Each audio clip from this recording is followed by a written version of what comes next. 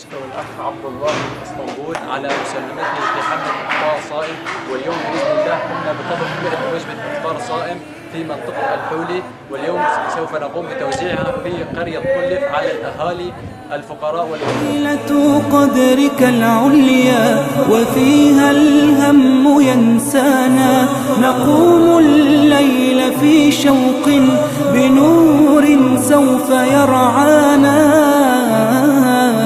وندعو الله بالصوم فيروي فينا شريانا. الرحيم. اليوم السادس والعشرون من شهر رمضان، نشكر منظمة بادر، كما نشكر الأخ عبد الله من اسطنبول على تقدمة وجبات إفطار صائم هون ببلدة طلف بريف الحولي. الله يسلمك. ألا يا نفحة الخير سألقى